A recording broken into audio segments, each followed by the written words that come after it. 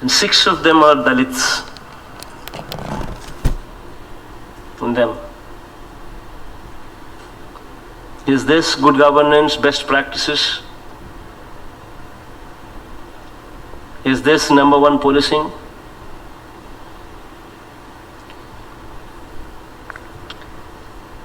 Right here in Vijayawada city,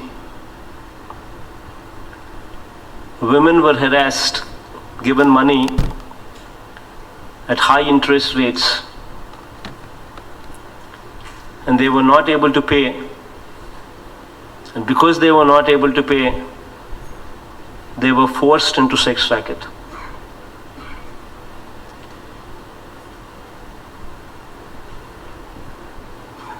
They were videographed in the city.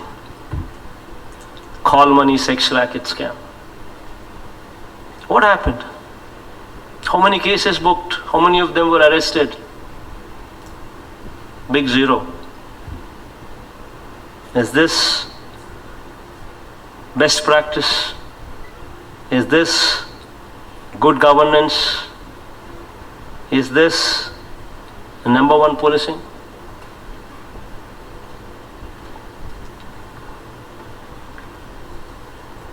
I ask you straight, మిమ్మల్ని అడుగుతా ఉన్నా. So many of us are sitting here. IAS, yesterday I met. I was posing the same question to the IAS officers. Now I'm asking you. So many of us officers are sitting here. IAS, IPS, civil servants, government, secretaries, highest level bodies, ministers, including the Chief Minister himself. All of us are sitting here, very well knowing that this building is illegal building. Very well knowing that this building where we're sitting in, is breached every violation.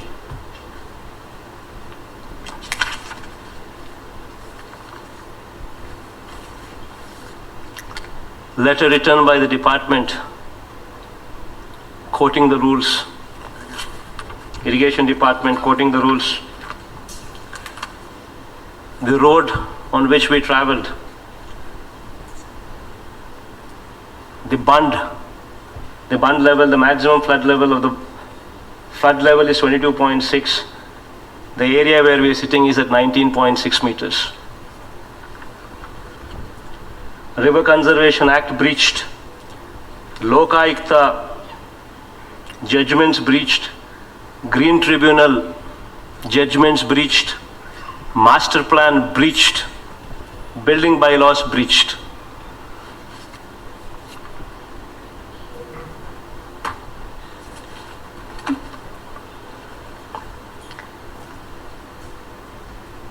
In front of our eyes, ikkade మనకల్ల ఎదుటనే CM గారే illegal బిల్డింగ్లో ఉంటారు. పక్కనే మాజీ CM గారు. Whatever it is, even if CM, even if I do it, it's still wrong. Doesn't make a difference. We are in positions of authority. Does it justify? Because I am a CM, because you are an SP, because you are a collector, you can do it. We can't. How does it justify a CM staying in an illegal house, illegal property, illegal building lo untaru? Pakkane ikkade the government itself constructs an illegal building.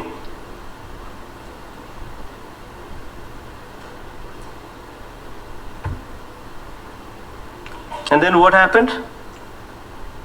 Because CM himself is living in an illegal building, because the government itself constructs an illegal building, what happens?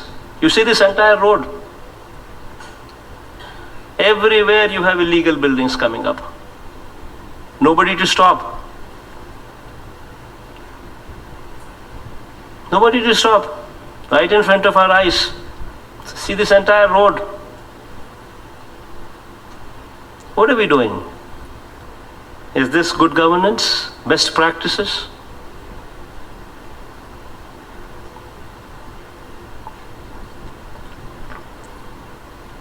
I ask all of you to think. ఆలోచన చేయమని అడుగుతా ఉన్నా.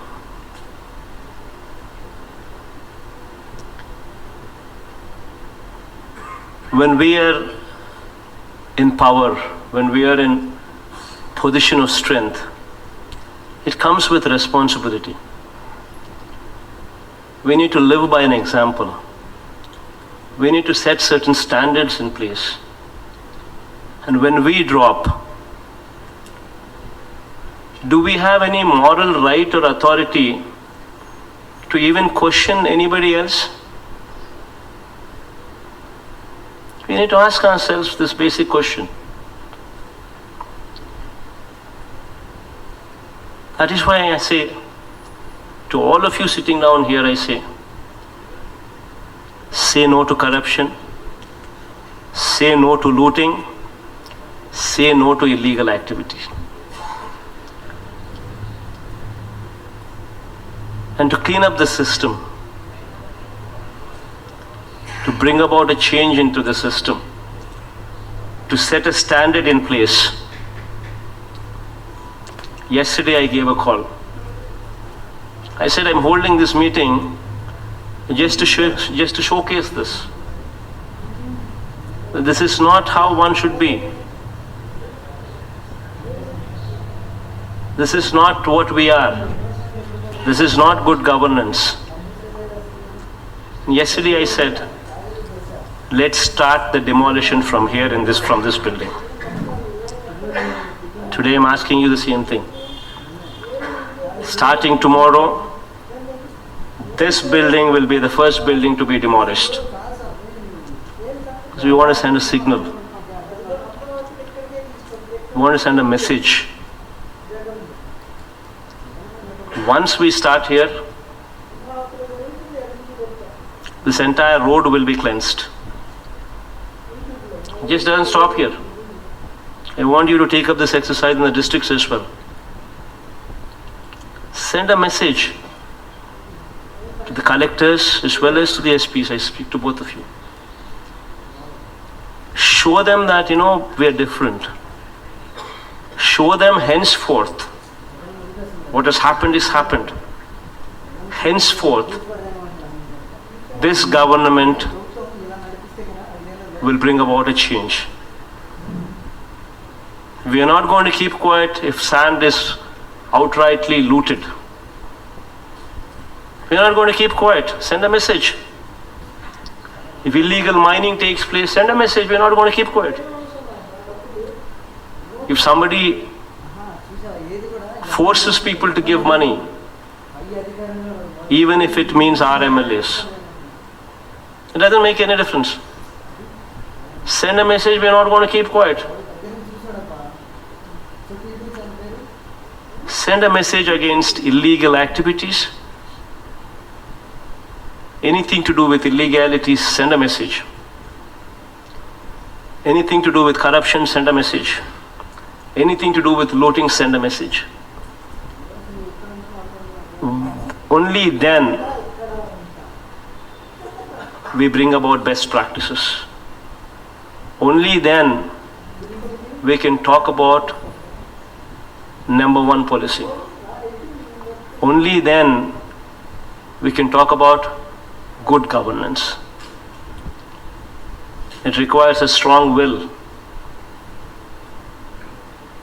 And I'm saying to you that I'm with you. I'm with you. Anything you do it in this purview, my blessings are totally with you. I'm totally in support of you. Bring about a change. Let this system change.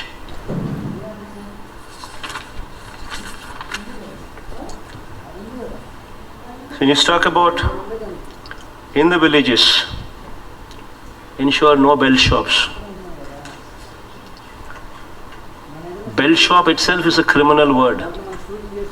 There is no word in the dictionary as a belt shop. But in my Padayatra, when I've noticed, I've seen not one in a village, several. Clubs, gambling,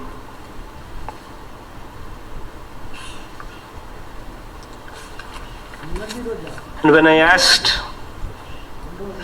that I'm attending this meeting, I asked a few of your senior colleagues, whom I've known them well, as to what are the best practices, what should I tell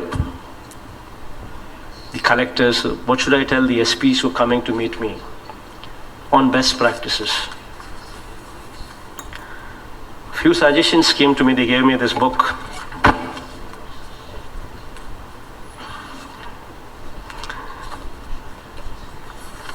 And I will not quote them all, but I just quote a few of them. What I think, when practiced, will give a good name to the SPs. Now, I strongly believe in one thing. We are here by the grace of God. And when we are here, because by the grace of God and by the grace of the people, that I am here. And through me, you are all SPs. When we send a message together as one. When I say good governance, we're together as good governance. If I fail, you fail. If you fail, I fail. Tomorrow, if people are to vote for me back to par, it's only going to happen when all of us together deliver. If we don't deliver, if I don't deliver, you don't deliver, and people don't vote us out, when people vote us out, then it's failure on all our part. I've not done my job well, you've not done your job well. And ultimately the result is we've been voted out. So it's very important that we work together as one for good governance. But we work together as one to bring about this change.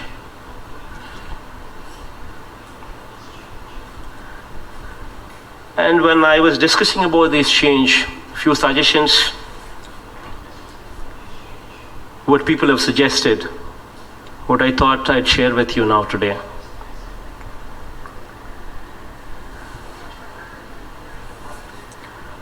A couple of them I've already told you. Friendly and transparent policy, and elaborating this friendly and transparent policy, I gave you a little bit of briefing beforehand. I said, first thing is, whenever somebody comes to you, forget about MLA, even anybody else, first thing, smile. Show your teeth. Abhishek, I want your teeth.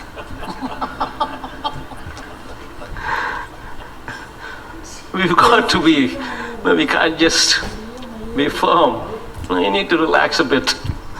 You need to be friendly with the people who come to you. They should not get a feeling that, oh my God, why should I come here? This man doesn't even care about me. No, that's not the way. The approach should be, we are here as their friends. The approach should be very friendly. The approach should be very transparent. We would have to give them the confidence because we are working for them. So let's get one thing on our mind straight. We are not different. We are public servants. We are not public rulers. We are public servants. That includes me, the biggest public servant, and it includes all of you here also, the same. So let's always keep that in mind. Once we get this into our head, then we'll open up a bit, we'll relax a bit, we'll smile, receive them properly. That's very important. I think, 50% of the problem is addressed when we receive people properly. I think, that's one thing that will go a long way for the best practice. Humility is a virtue. Something what I always learned from my father. Yedige koddi vadagali. As we keep growing, we've got to humble ourselves more and more. I think my father taught me well. I think being in the position that I am in today gives me a little bit of that room to advise you on that. Then you have another area what I just spoke about, dealing with the MLAs. I think I've made myself quite clear that, we just against say no to corruption, say no to looting, say no to illegal activities. The rest of the areas, let's take them together. Let's work together. Let's have an inclusive governance. The rest of the areas. That's explicitly explained. I think you'll do well with it.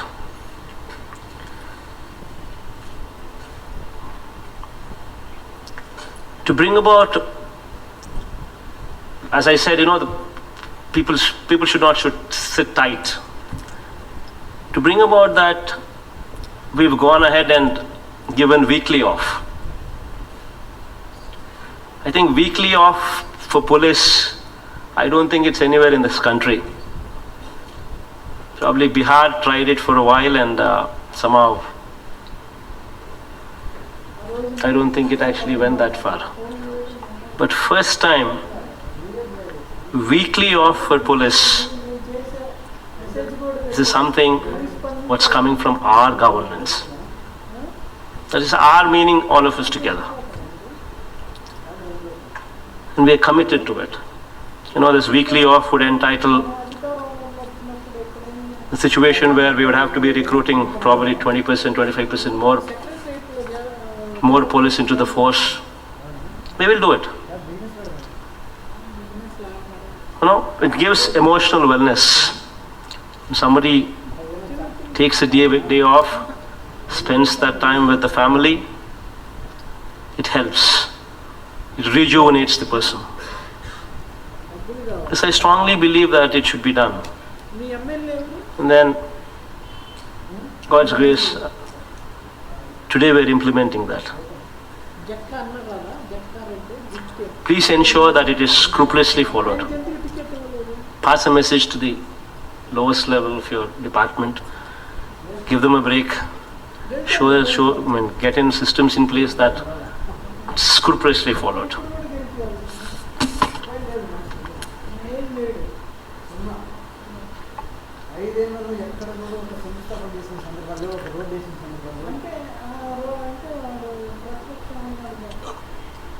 The perception that police are biased,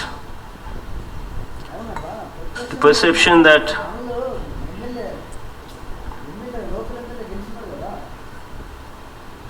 police are biased, especially this perception, especially if it is there in vulnerable sections, then I think we're doing a bad job. Especially these Dalits, these weaker sections, if these people develop this kind of a perception on police, then I think we utterly failed in our duty. Because these people have no voice. They're the poorest of the lot. These people have no voice. And if these people, if they feel that police are biased, then that is something that we need to seriously ponder. That is one thing what I ask you to just give it a little bit of thought. There in those sections, perception should change. In the police department also, have a reception area. Let's engage, even if it's going to mean recruiting people, we will recruit people. Have somebody in the front section. The moment somebody comes into the police department, let it be a reception area with a wonderful smile, receiving the complainant. It should be done. When somebody comes to lodge a complaint, it's out of distress that they're coming. It's not that, we're doing them a favor by taking the complaint. We're rendering our service. So it's very important that, you receive them well.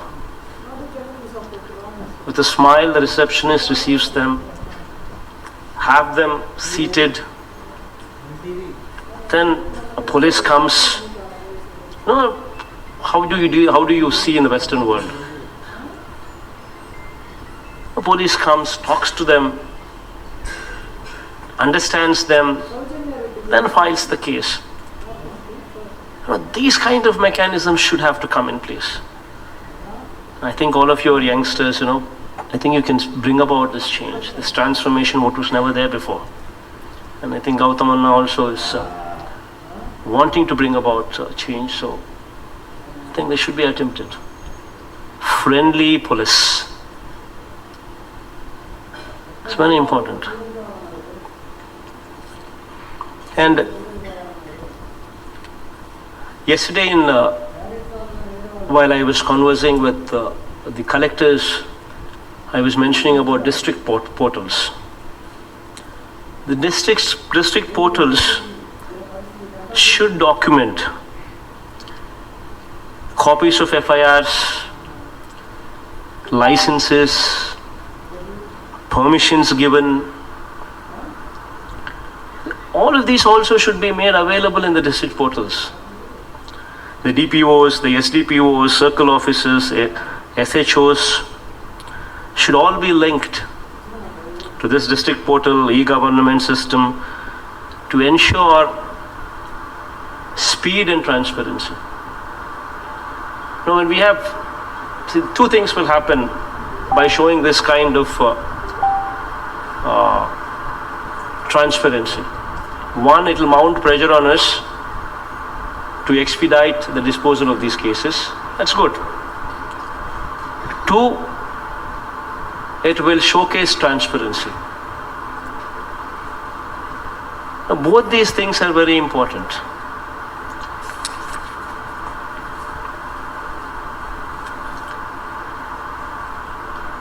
Another important thing what I advise the SPs to do is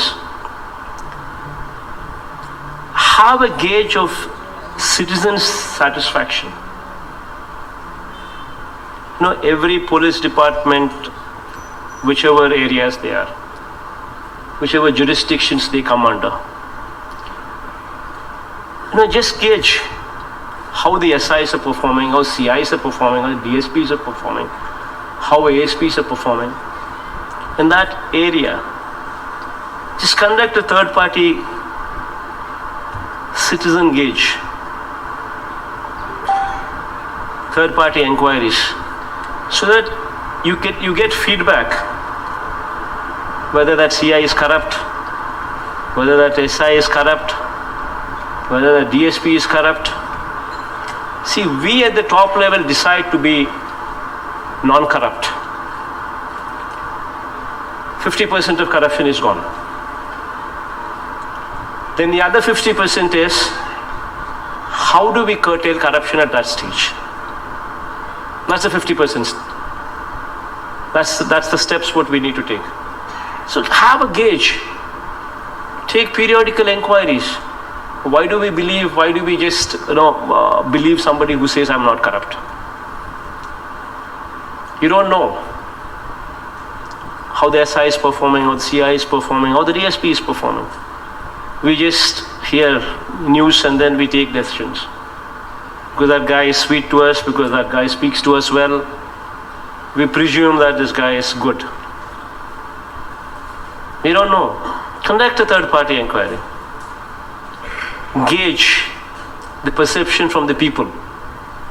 How is this CI? How is this SI? You know for yourself. Then you can take a call.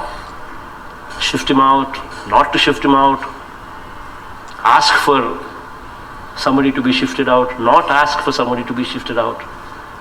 These are the options, choices what you would have with more on scientific basis. Not out of whims and fancies, but more on scientific grounds.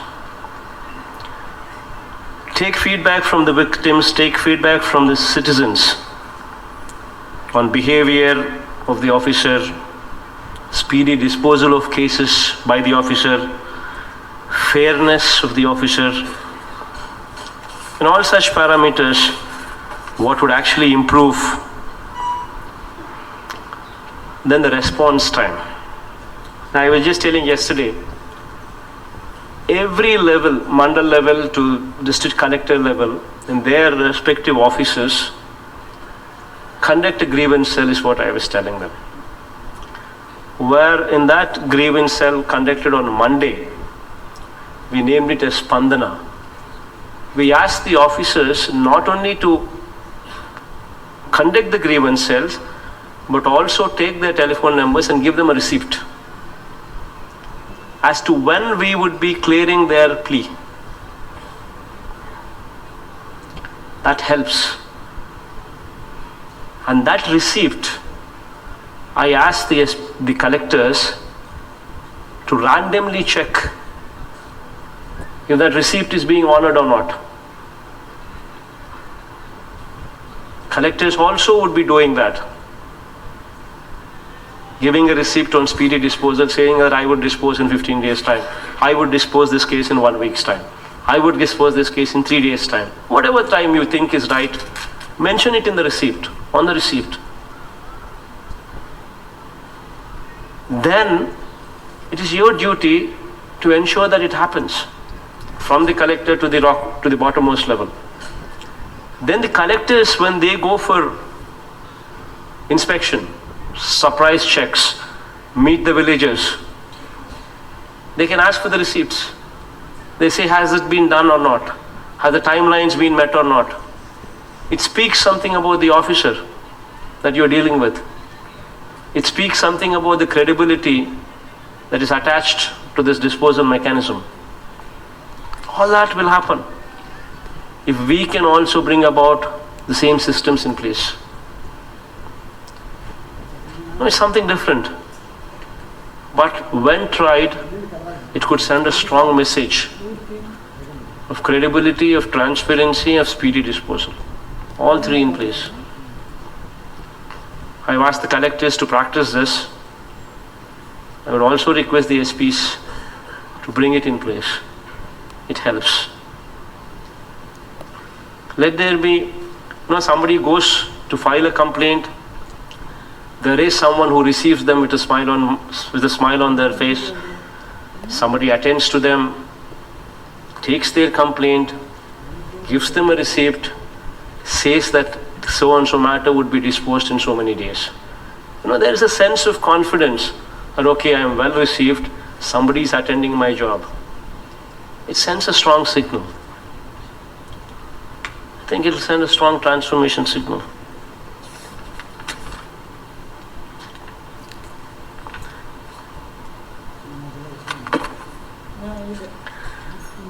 And also SPs also, if they can shun pre-guided tours and conduct surprise checks, make night halts in the villages, even that would help. Direct interaction with the villages, pay special focus in visiting the localities inhabited by the weaker sections. No SP going to a weaker section colony. SPs themselves asking, how is my CI doing? How is my SI doing? Are they doing good? Are you happy with them? It sends us such a strong message. SP is doing. And it's not a pre-guided tour. Suddenly it's a surprise. Nobody knows where you're going. Suddenly you just get down, go to a weaker section, ask them, how is my CI doing? How is my SI doing? Are they doing good? Are you happy with them? No, it sends a strong message. It helps change the system. But please make sure that you smile when you go there. That helps.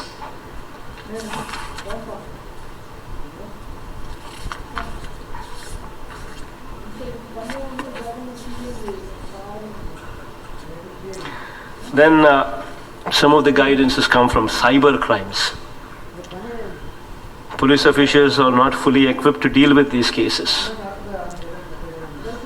But this is something what is becoming reality these days.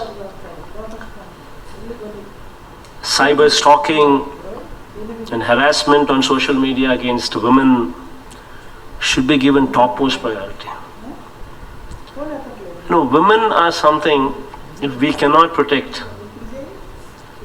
then I think we're failing in our duty. Stalking, cyber harassment, especially, with cell phones coming, at the numbers at which they're coming, all these things have become byproducts. Social imbalance, cyber harassment. We do not have sufficient training at the bottom level.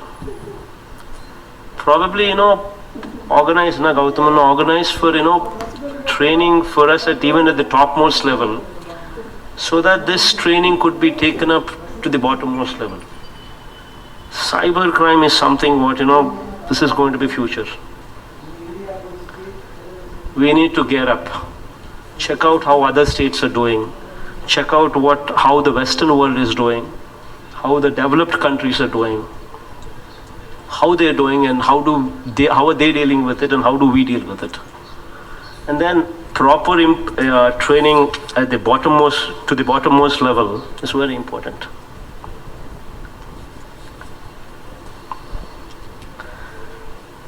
Eve teasing, I don't have to mention. Eve teasing.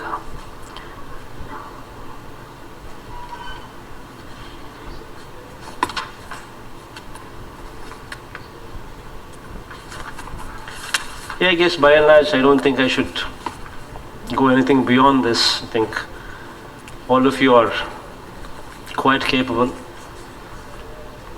But I just thought, these are the best practices when we say good government, good governance, best practices, good policing, number one policing.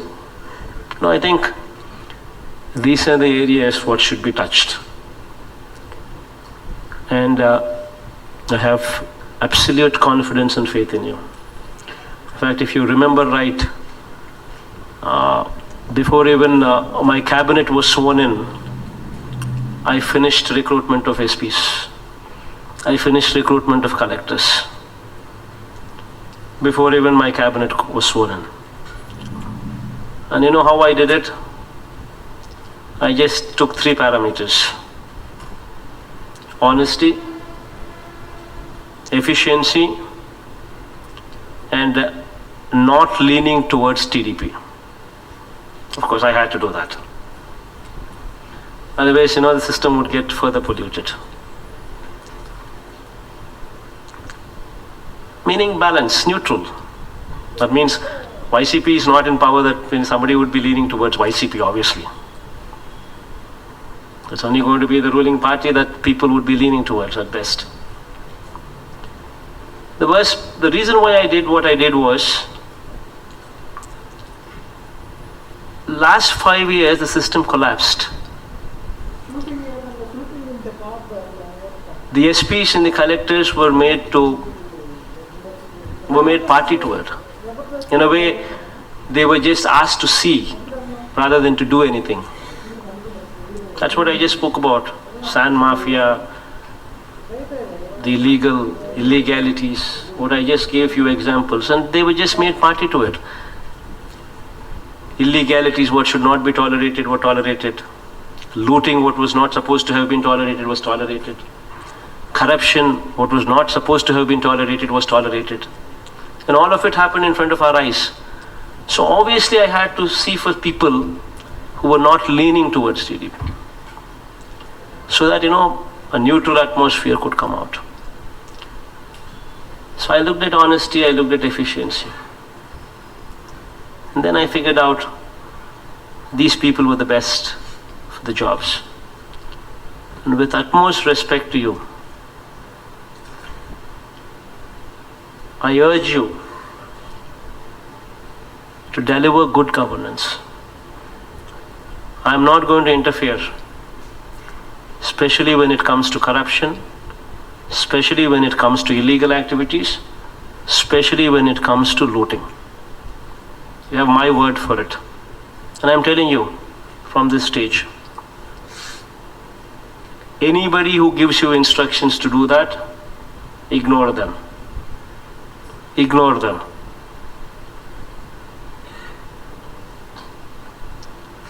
But rest of the areas, take people into confidence. Take the MLAs into confidence. Take the ministers into confidence, because we are together as one. Governance means all of us together. So take everybody together. Bring in a governance, what is inclusive governance. With inclusive governance, a lot of problems could be addressed in a better way, in a speedier manner, in an efficient manner. So keep that in mind. I don't think I should say anything beyond this. And I wish you all the best, and you have my faith and my confidence. And please make me proud. Thank you. Sir, as you desired, sir, the packed lunch is in front of all the officers. There is also agenda before the officers. So officers who have to present the agenda will keep their packed lunch aside and start the agenda, and then we go on. Collectors can have their packed lunch and bid us goodbye.